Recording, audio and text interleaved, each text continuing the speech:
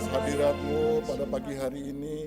Kami bersyukur karena kami telah menjadi anak-anak-Mu. Kami bersyukur Engkau telah memilih kami Bapa untuk beriman kepadamu dan menerima anugerah-Mu.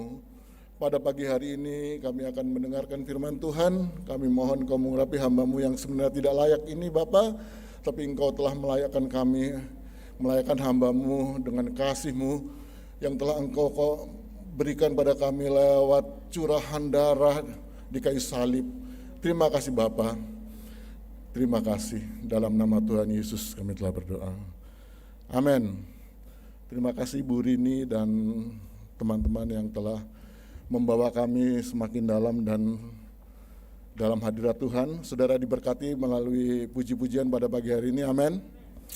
Amin. Saya sangat diberkati pada pagi hari ini dengan pujian yang telah dibawakan oleh tim pemuji. Pagi hari ini kita akan mendengarkan firman Tuhan dengan judul Kasih yang Sempurna. Kasih Allah yang tidak pernah gagal. Untuk itu marilah kita bersama-sama membaca dalam kitab Hosea pasal 11 ayat 1 sampai 11. Kasih Tuhan mengalahkan kedegilan orang Israel. Ketika Israel masih muda, ku kasihi dia, dan dari Mesir kupanggil anakku itu. Makin kupanggil mereka, makin pergi mereka itu dari hadapanku. Mereka mempersembahkan korban kepada para Baal dan membakar korban kepada patung-patung. Padahal akulah yang mengajar Efraim berjalan dan mengangkat mereka di tanganku. Tetapi mereka tidak mau insaf bahwa aku menyembuhkan mereka. Aku menarik mereka dengan tali kesetiaan, dengan ikatan kasih. Bagi mereka aku seperti orang yang mengangkat kuk dari tulang rahang mereka. Aku membungkuk pada mereka untuk memberi mereka makan. Mereka harus kembali ke tanah Mesir, dan Asyur akan menjadi raja mereka, sebab mereka menolak untuk bertobat.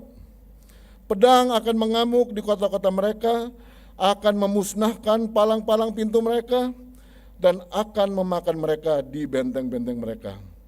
Umatku betah dalam membelakangi aku. Mereka memanggil kepada Baal dan berhenti meninggikan namaku. Masakan aku membiarkan engkau, hai Efraim, menyerahkan engkau, hai Israel?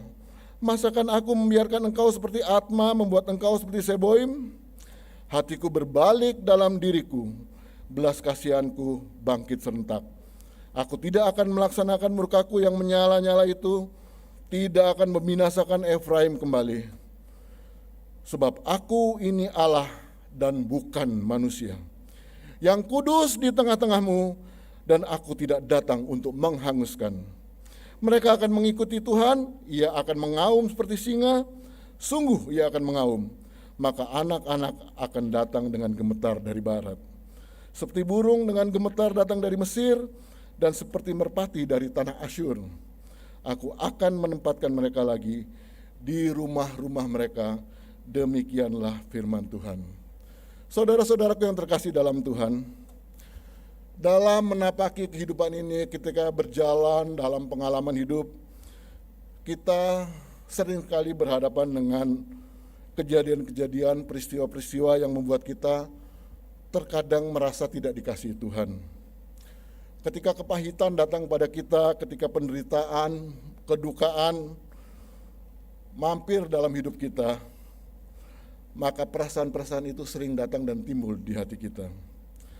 Atau bahkan ketika kita merasa gagal dalam mengasihi Tuhan, dalam membalas kasih Tuhan pada kita, walaupun kita tahu Tuhan sangat mengasihi kita, Tuhan telah melimpahkan anugerahnya kepada kita, tapi sementara itu kita tetap hidup dalam dosa-dosa kita. Perasaan-perasaan berdosa itulah yang seringkali membuat kita menjauh dari kasih Allah. Kasih Allah sebenarnya tidak pernah jauh dari kita, tapi kitalah yang seringkali mengambil langkah menjauh dari kasih Allah karena kita tidak pernah melepaskan diri dari dosa kita. Tapi hari ini kita akan belajar bersama-sama untuk mengerti satu pribadi yang begitu mengasihi kita, selalu mengasihi kita, dan tidak pernah gagal dalam mengasihi kita. Yang telah memberikan kasih karunia, telah memberikan anugerah istimewa kepada kita karena iman kita dalam Yesus Kristus. Kita tahu semua pribadi itu adalah Allah sendiri, saudaraku. Kasih karunia Tuhan tidak akan pernah meninggalkan kita. Kasih Tuhan kepada kita tidak akan pernah dipengaruhi oleh apapun keadaan kita. Kasih Tuhan itu akan selalu hidup dalam diri kita, meskipun kita kadang-kadang gagal dalam mengasihinya.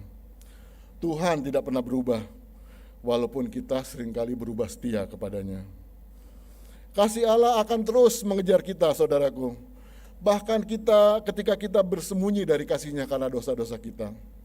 Kita ingat waktu Adam jatuh dalam dosa, dia sembunyi karena dia menyadari ketelanjangannya. Allah lah yang datang mencari Adam dan Hawa waktu itu. Itulah Allah kita, saudaraku, yang akan mengejar kita kemanapun kita berada, karena Allah mengasihi kita. Allah mengasihi kita dan semakin mengasihi kita justru ketika kita berada dalam titik yang paling rendah dalam hal mengasihi Allah. Ketika kita berada dalam dosa-dosa yang mengikat kita, Allah akan selalu datang menghampiri kita untuk mengingatkan kita untuk kembali ke jalan Tuhan. Tuhan selalu menarik kita ke dalam kasih-Nya dan selalu membawa kita ke dalam kebenarannya. Kebenarannya adalah bahwa Allah mengasihi kita dan akan selalu membawa kita keluar dari kubangan dosa karena kasih-Nya kepada kita.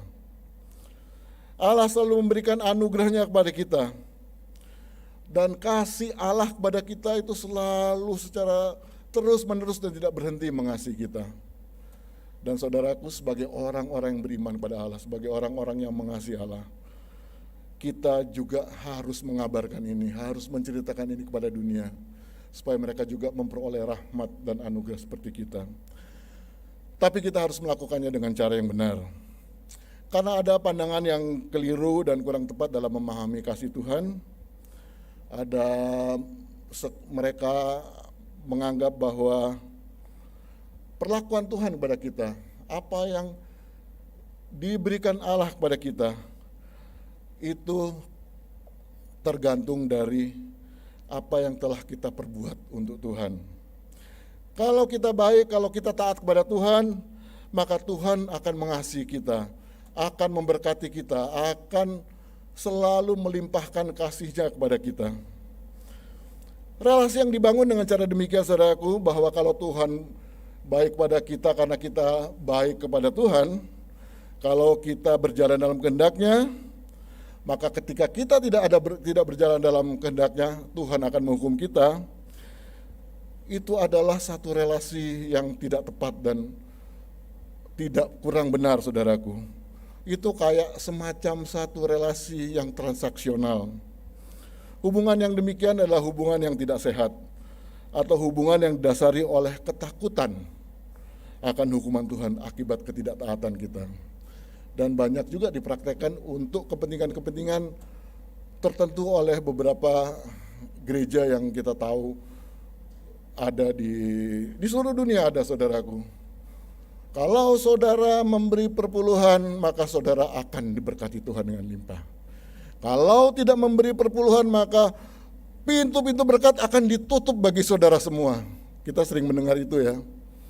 Bahkan ada gereja yang kalau tidak memberi buah sulung, maka Tuhan tidak akan memberkati kita. Itu cara-cara yang keliru dalam hal menerapkan kasih Tuhan kepada kita. Kita mengasihi Tuhan, maka kita memberi bagi Tuhan. Sementara Tuhan telah memberikan kepada kita secara berlebih, secara melimpah. Dan apapun yang kita lakukan, kita tidak mampu membalas kasih Tuhan. Sebenarnya itu yang benar, saudaraku.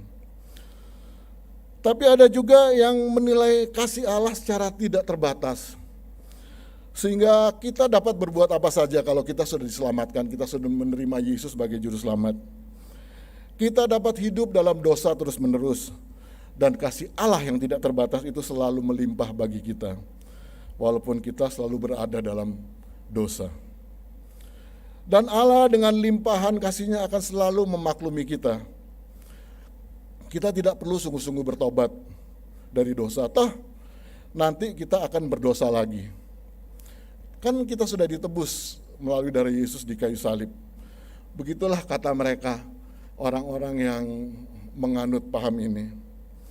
Ayat mas mereka yang mereka suka cuplik itu adalah Roma 5 ayat 20 sebagian, di mana dosa semakin banyak, di sanalah kasih karunia menjadi berlimpah. Mereka cuma baca di bagian situ aja, mereka nggak baca keseluruhan pasal 5 dan pasal 6. Rasul Paulus mengingatkan, kamu harus keluar dari dosa, kamu tidak boleh hidup dalam dosa ketika kamu menerima anugerah dari Tuhan. Dan perdebatan ini sudah terjadi dari waktu yang lama, saudaraku. Dari gereja mula-mula, perdebatan ini sudah terjadi. Antara yang legalisme tadi, yang mengatakan hubungan kita dengan Tuhan adalah hubungan transaksional, Tuhan akan baik sama kita kalau kita baik sama Dia, kalau enggak kita akan dihukum Tuhan. Dengan ajaran yang namanya antinomianisme, atau seringkali kita dengar sekarang tuh hyper grace, itu sudah ada sejak dulu. Itu sebabnya Rasul Paulus mengingatkan jemaat di Roma, di Galatia bahkan dengan sangat keras, hai orang-orang Galatia yang bodoh, kata Rasul Paulus. Karena perdebatan-perdebatan ini, saudaraku. Dan untuk mengerti betapa besar kasih Allah kepada kita, kita harusnya menyadari betapa besar dosa kita. Karena tanpa kita menyadari bahwa kita itu adalah orang yang berdosa, orang yang sebenarnya tidak layak karena dosa-dosa kita, kita tidak bisa menolong diri kita sendiri. Tapi karena kasih Allah, karena karunia Allah, anugerah Allah kepada kita, karena Allah begitu mencintai kita, maka kita memperoleh rahmat itu. Dengan cara demikianlah kita bisa mengerti betapa besar kasih Allah kepada kita. Teks kita dari kitab Hosea 11 menceritakan tentang keadaan bangsa Israel ketika itu, dan kasih Allah yang sejati kepada bangsa Israel. Bagaimana kasih Allah ditunjukkan pada bangsa ini? Kitab Hosea sebenarnya secara keseluruhan mengisahkan bagaimana Allah menyatakan perasaannya terhadap pengkhianatan bangsa Israel kepada Allah. Ketika bangsa Israel mulai meninggalkan Allah dan mulai menyembah dewa-dewa Baal, menyembah patung-patung karena pengaruh dari bangsa di sekitarnya. Padahal mereka telah mendapat begitu banyak pertolongan dari Allah. Bagaimana sakitnya Allah karena perselingkuhan bangsa ini dengan menduakan Allah dengan ilah-ilah lain. Bangsa yang begitu dikasih Allah, bangsa yang begitu mendapat limpahan anugerah dari Allah, tetapi bangsa ini jugalah yang mengkhianatinya. Mereka selalu gagal dalam menunjukkan kesetiaannya kepada Tuhan. Dalam bacaan kita pada ayat 1-4, Allah menggambarkan hubungannya dengan bangsa Israel sebagai metafora ayah dan anak. Allah digambarkan sebagai seorang bapak yang begitu mengasihi bangsa Israel. Bangsa Israel ketika keluar dari Mesir adalah bangsa yang masih sangat muda, bahkan belum menjadi satu bangsa yang seutuhnya. Masih anak-anak sebagai suatu bangsa. Mereka yang selama 400 tahun lebih menjadi budak di tanah Mesir, bangsa yang mungkin tidak dianggap sebagai satu entitas yang berdaulat di tanah Mesir. Mereka tidak punya hak apa-apa di tanah Mesir kecuali bekerja dan menjadi budak. Mereka bukan siapa-siapa bangsa ini. Bukanlah bangsa yang patut diperhitungkan, bukan apa-apa mereka. Tapi Allah karena anugerahnya, Allah karena kasihnya, dan karena janjinya yang telah diberikannya kepada Abraham, Ishak dan Yakub, maka Allah kemudian membawa mereka keluar dari Mesir dan membebaskan mereka dari perbudakan Mesir. Itulah kata Allah, ketika masih muda aku mengasihi mereka, akulah yang mengajarkan mereka berjalan, yang mengangkat mereka dengan tanganku, kata Allah, kata Tuhan. Allah begitu mengasihi mereka walaupun sebagai seorang anak, kita semua tahu kisahnya bahwa perilaku bangsa ini, perilaku bangsa Israel, mereka bukanlah anak-anak yang baik. Mereka adalah anak-anak yang suka memberontak, anak yang seringkali meninggalkan Allah karena pengaruh dari bangsa lain. Mereka seringkali meninggalkan Allah untuk menyembah Baal, menyembah dewa-dewa lain, menyembah ilah-ilah lain. Bangsa ini bangsa yang seakan-akan tidak tahu berterima kasih kepada bapaknya. Tidak mengingat semua kebaikan Allah kepada mereka yang telah ditunjukkan sejak keluar dari Mesir sampai dengan peristiwa yang dituliskan dalam kitab Hosea ini. Semakin Allah mengasihi mereka, mereka semakin melawan Allah dan semakin menjauh dari kasih Allah. Bahkan kata firman Tuhan, bahkan waktu mereka belum mampu berjalan sebagai seorang anak, mereka sudah melawan Allah. Makin kupanggil mereka, makin pergi mereka dari hadapanku dan mempersembahkan korban kepada Baal dan kepada patung-patung, kata firman Tuhan. Bangsa yang baru saja keluar dari Mesir, baru mendapat banyak anugerah Tuhan, banyak mujizat yang mereka lihat. Allah memberi makan mereka langsung dari surga, memberi mana, memberi daging melalui burung, menuntun mereka melalui tiang api dan tiang awan. Cuma sebentar Musa naik ke gunung karena mendapat perintah Allah, mereka sudah meninggalkan Allah, sudah bikin patung lembu emas dan mereka menyembah patung. Itu baru keluar dari Mesir, mereka masih anak-anak sudah melakukan hal itu. Padahal Allah lah yang mengangkat mereka ketika mereka jatuh, kata firman Tuhan. Menyembuhkan mereka ketika mereka sakit, menarik mereka dengan tali kesetiaan, mengikat mereka dengan ikatan kasih, yang memberi makan mereka. Jadi Allah lah yang menuntun mereka sebenarnya dengan ikatan kasih, dengan tali seperti tali kekang pada kuda tapi yang lembut. Allah menuntun mereka ke jalan yang benar, tapi mereka seringkali tidak sadar.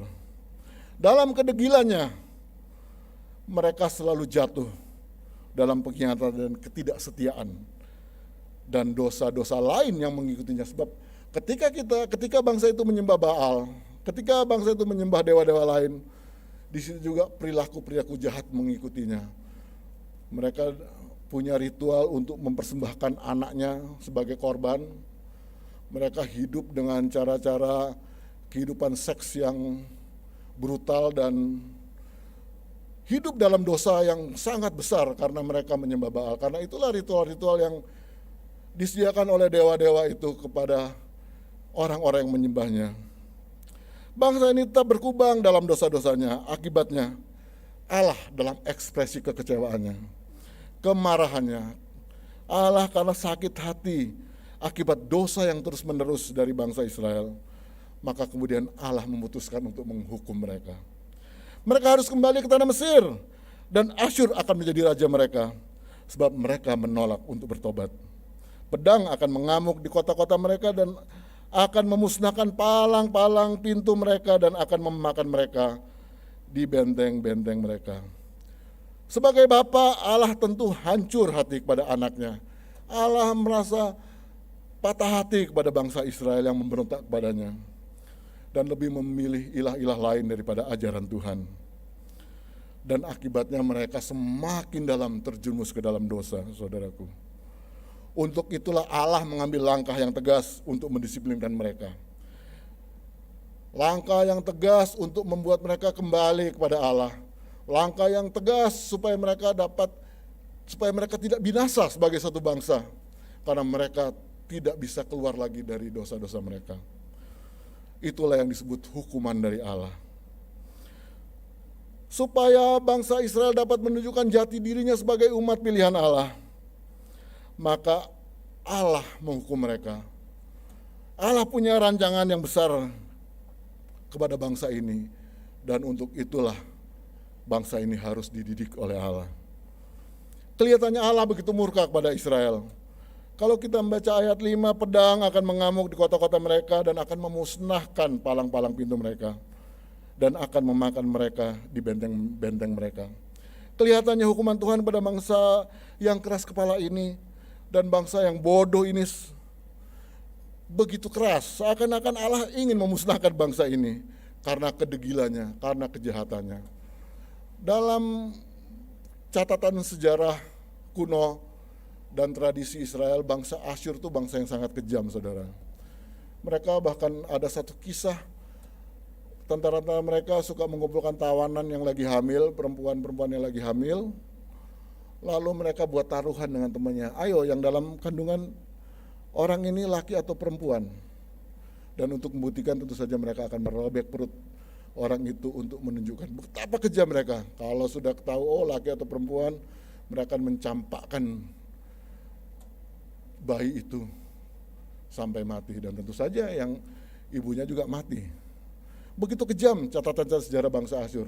Dan Allah mengizinkan bangsa Israel dikuasai oleh bangsa ini. Kita kadang-kadang tidak mengerti maksud Allah. Kita kadang-kadang tidak memahami kenapa Allah berbuat seperti itu, seakan-akan Allah begitu keras ya kepada bangsa yang sudah dipilih oleh Dia. Tapi kita harus memahami bahwa Allah itu adalah hakim yang adil. Tapi lebih dari itu, Allah juga adalah Bapa yang punya ikatan emosional dengan anaknya. Bapa yang sangat mengasihi anaknya, dalam hal ini Israel. Allah menghukum mereka untuk mendidik mereka dan menyadarkan mereka supaya mereka kembali kepada Allah. Hukuman yang diberikan Tuhan kepada bangsa ini kita bisa menerjemahkan sebagai kasih-Nya kepada manusia. Kasih-Nya kepada bangsa Israel, bukan untuk membinasakan mereka. Allah ingin memulihkan bangsa ini melalui hukuman yang diberikan kepadanya. Kalau kita membaca di ayat 8 dan 9, ayat-ayat yang sangat berkebalikan dengan ayat 4 dan 5 tadi. Masakan aku akan biarkan engkau, Efraim, menyerahkan engkau, hai Israel. Masakan aku membiarkan engkau seperti Atma, membuat engkau seperti Seboim. Hatiku berbalik dalam diriku, belas kasihanku bangkit serentak. Atma dan Seboim itu adalah kota-kota yang ada di sekitar Sodom dan Gomora yang ikut dimusnahkan oleh Allah waktu Allah menghukum kota-kota itu karena dosa-dosa mereka. Dan kata hatiku berpaling dalam diriku, itu kalau dalam bahasa aslinya berpadanan dengan ketika Allah berpaling dari Sodom dan Gomora dan tidak akan melihat kota-kota itu lagi dan menghukum mereka tanpa ampun. Dalam hal ini adalah pengertian yang terbalik. Allah berbalik dari keinginan menghukumnya, tapi Allah berbalik dengan belas kasih-Nya kepada bangsa ini supaya mereka pulih kembali. Allah mengatakan belas kasihanku bangkit serentak. Bersamaan dengan hukuman yang diberikan Allah kepada bangsa ini, maka belas kasihan Allah lebih besar daripada hukuman yang telah disediakan bagi bangsa ini. Itulah Allah yang tegas dan adil, tapi Allah yang mengasihi manusia, dan kasih-Nya jauh lebih besar dari murkanya kepada manusia.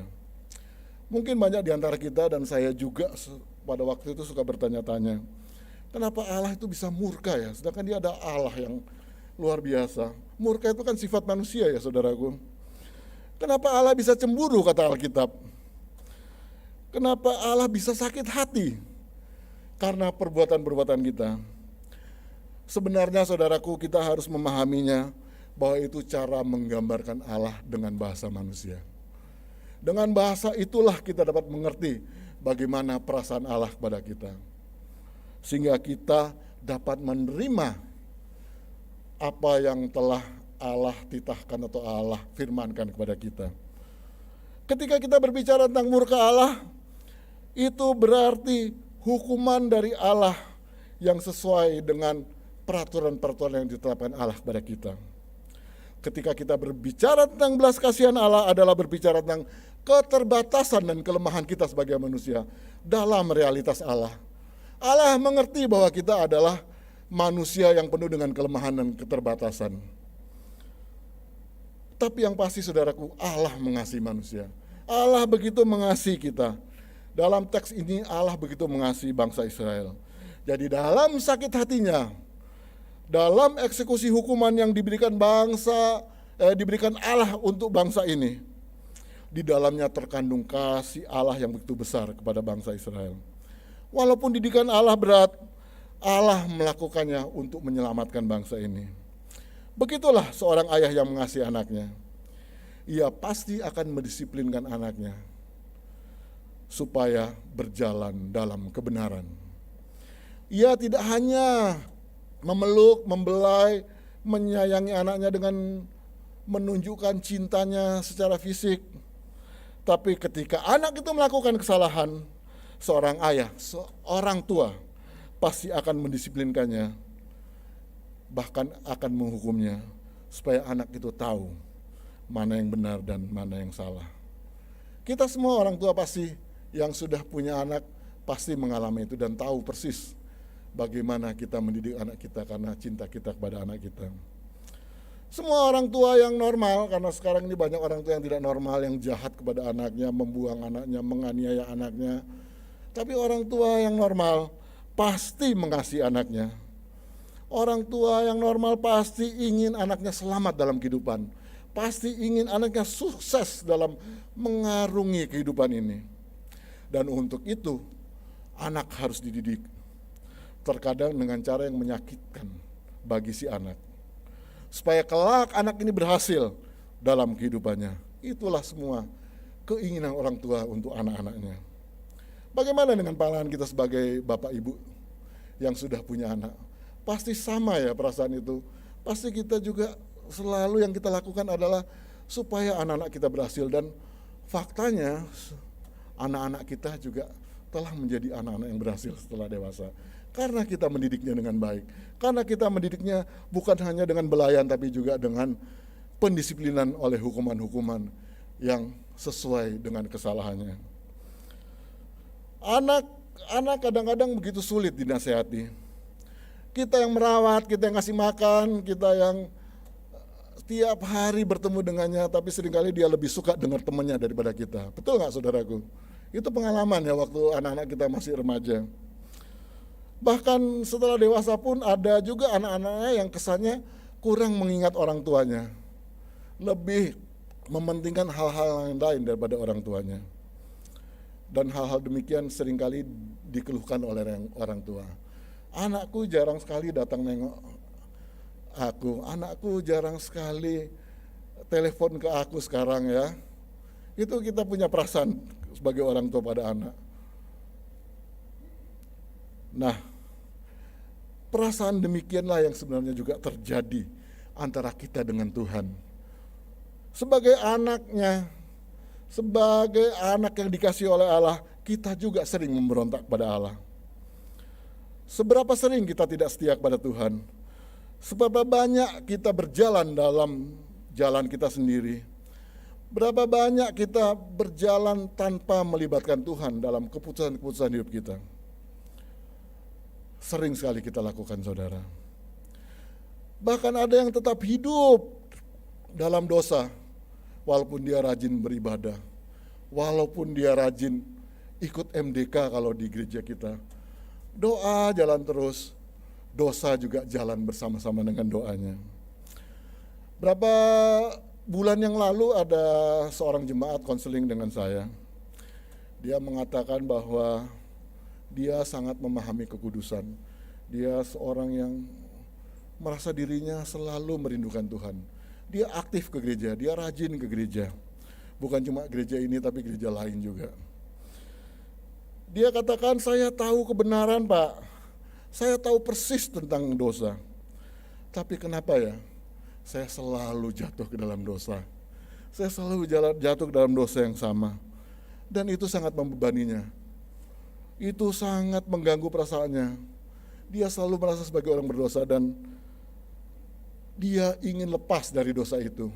Itu sebabnya dia coba konseling dengan saya dan beberapa waktu lalu dia datang lagi dengan cerita yang sama, nggak selesai-selesai orang ini. Saya katakan kepada beliau, saudara sebenarnya harus bersyukur karena Roh Kudus telah berbisik dalam hati nuranimu dan mendorong saudara untuk bertobat dari dosa-dosamu. Tapi saudara harus melakukan langkah yang nyata, langkah yang konkret, yaitu melangkah meninggalkan dosa. Itu yang harus dilakukan, jangan cuma datang konseling tapi nggak berbuat apa-apa.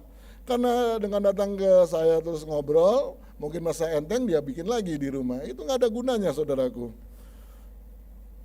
Jangan sampai Roh Kudus tidak lagi berbisik kepada hati nurani kita, sehingga kita sudah tidak dapat merasakan lagi bahwa hal yang kita lakukan adalah berdosa. Kita bersyukur kalau Roh Kudus masih selalu mengingatkan kita sehingga kita punya kesempatan untuk memohon ampun dan keluar dari dosa itu. Kalau itu sampai hilang, Roh Kudus tidak lagi berbisik dalam hati kita karena kita telah kehilangan kepekaan daripadanya, maka itu sangat berbahaya dalam kehidupan kita, saudaraku. Jangan sampai terlambat, jangan sampai kita kemudian tidak lepas sampai pada waktu Tuhan memanggil kita, karena tentu kita tahu semua akibatnya.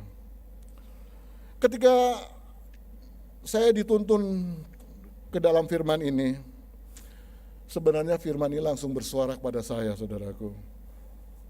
Firman ini mengatakan bahwa, hai kamu Jimmy, coba kamu selidiki hatimu. Kamu juga harus bertobat dari pikiranmu kalau kamu punya pikiran yang tidak baik. Kamu harus bertobat dari perasaanmu kalau perasaanmu itu mengganggu dan merusak perbuatanmu. Makanya saya bilang, aduh Tuhan, kalau boleh saya enggak berkhotbah ini, karena ini langsung menyerang saya. Tapi Tuhan bilang, ini saya persiapkan untuk kamu. Sebenarnya saudaraku, saya orang yang tidak terlalu suka berkhotbah, tidak terlalu suka berada di podium seperti ini, saudara. Karena pertama, ya memang bukan passion saya dan saya tidak ahli dalam berkhotbah. Tapi yang lebih penting dari itu, ketika saya menyampaikan firman Tuhan, kemudian saya tidak melakukannya, itu lebih berbahaya lagi bagi saya. Itulah kenapa hamba-hamba Tuhan kalau berdiri atas podium itu yang sungguh-sungguh itu dia selalu bergetar hatinya, karena firman Tuhan itu pertama berbicara kepada dirinya sendiri, termasuk pada saya. Itu sebabnya ketika saya mempersiapkan khotbah ini, saya langsung datang kepada Tuhan, saya mohon ampun atas dosa-dosa saya. Karena seringkali ada perasaan-perasaan mengganggu, ada yang perilaku-perilaku orang yang menyakiti saya menurut saya. Kemudian saya mengekspresikan kekecewaan itu dengan cara yang salah. Untuk itu maka saya memohon ampun pada Tuhan bahwa saya tidak ingin lagi berada dalam situasi itu. Sebagai anak Tuhan saya harus selalu punya sifat mengampuni, harus punya sikap untuk terbuka. Toh hidup kita juga tidak sempurna, kita banyak sekali kekurangan. Oleh sebab itu maka saya harus lepas dari perbuatan-perbuatan yang tidak berkenan. Ngomongin orang misalnya yang saya lakukan juga ketika saya kesal, saya datang pada Tuhan untuk minta ampun. Saudaraku yang terkasih dalam Tuhan, firman Tuhan ini mengingatkan kita kepada kasih Allah yang sempurna. Kasih yang tidak pernah gagal dalam hidup kita. Kasih Allah yang sangat setia walaupun kita juga sering tidak setia kepadanya. Walaupun kita juga sering jatuh ke dalam dosa. Kasih Allah yang sempurna adalah kasih yang mendewasakan kita dengan didikan dan disiplin, walaupun kadangkala terasa sakit. Ketika Bapak, Ibu, dan saudara sekalian merasa Allah tidak mengasihi saudara, ketika saudara mengalami dalam usaha-usaha ada gangguan, ketika saudara mengalami masalah dalam pekerjaan, ketika saudara mengalami masalah dalam hubungan kekeluargaan dengan ayah, dengan anak, dengan saudara yang lain, atau masalah-masalah penderitaan yang lain, cobalah kita periksa diri kita, saudara. Mungkin Tuhan sedang mengajarkan sesuatu kepada kita. Mungkin Tuhan sedang mendisiplin dan mendidik kita. Lihatlah Tuhan yang penuh kasih kepada kita sehingga masih mau mengingatkan kita, supaya kita tidak lepas dari tali setia dan ikatan kasih Tuhan. Allah tidak pernah meninggalkan kita. Allah tidak akan pernah menjauhkan kasih-Nya daripada kita. Kita hanya perlu datang ke hadirat Tuhan dengan kerendahan hati kita, mengakui kekurangan-kekurangan kita, mengakui kesalahan-kesalahan kita, dan berusaha dengan pertolongan Roh Kudus, karena Roh Kudus ada selalu bersama-sama dengan kita untuk menolong kita keluar dari masalah kita, untuk kita dapat merasakan lagi belas kasihan Allah kepada kita. Akulah Allah, bukan manusia, kata Allah. Hatiku berbalik dalam diriku, belas kasihanku bangkit serentak, kata Allah. Allah mengasihi saudara sekaligus mengasihani saudara. Allah itu panjang sabar kepada kita. Allah itu juga berlimpah kasih-Nya pada kita dan tidak pernah habis bagi kita, saudara. Untuk itu kita harus bersyukur pada Allah yang selalu menarik kita ketika kita mulai menjauh daripadanya, supaya kita kembali datang kepadanya. Kasih Allah itu tidak tergantung oleh syarat dan ketentuan. Kalau kita lihat ada hadiah ini akan diperoleh dengan syarat dan ketentuan. Kasih Allah tidak ada syarat dan ketentuannya. Apapun yang kita lakukan, apapun yang terjadi pada kita, apapun yang kita lakukan yang telah menjauhkan kita dari kasih Allah, Allah tetap mengasihi kita dan siap memberkati kita. Tapi Allah juga tegas atas dosa. Allah tidak punya kompromi atas dosa, saudaraku. Allah menginginkan kita umat-umat pilihannya ini untuk tetap hidup dalam kebenaran dan tidak jatuh ke dalam dosa. Kita adalah bangsa yang terpilih, kata Rasul Paulus, Rasul Petrus, saudara maaf. Imamat yang rajani, bangsa yang kudus, umat pilihan Allah sendiri. Saudara harus bangga bahwa saudara adalah umat pilihan Allah. Bangsa yang kudus, umatnya Allah sendiri. Untuk itu saudaraku, kita juga harus menjaga diri kita sebagai anak-anak Allah. Untuk tetap hidup dalam kasih karunia Allah. Untuk menjauhkan dosa dari hidup kita. Walaupun saya yakin kita semua mungkin adalah anak-anak Tuhan yang telah jauh dari dosa, hidup berkenan di hadapan Tuhan. Tapi ini adalah awasan dari Tuhan untuk mengingatkan kita supaya kita tetap hidup dari jalan kebenaran Allah. Dan saudaraku, dengan semua anugerah yang kita terima sebagai umat pilihan Allah, orang-orang istimewa, kita pun harus punya beban yang sama bagi orang-orang di luar sana yang belum merasakan anugerah Allah karena belum mengenal Tuhan.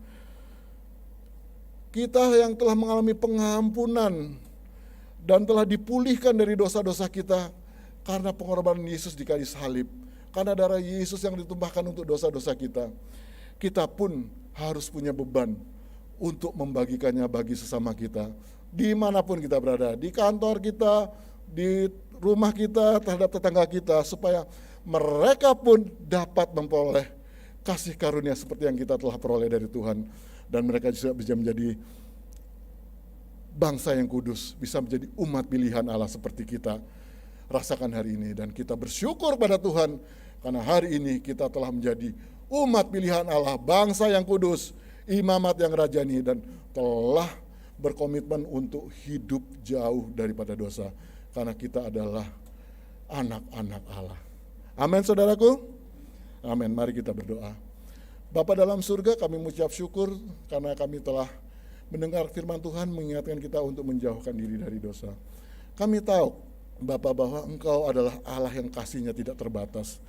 Kami tahu Allah mengasihi kami dengan limpah walaupun kami seringkali tidak mengasihi Engkau.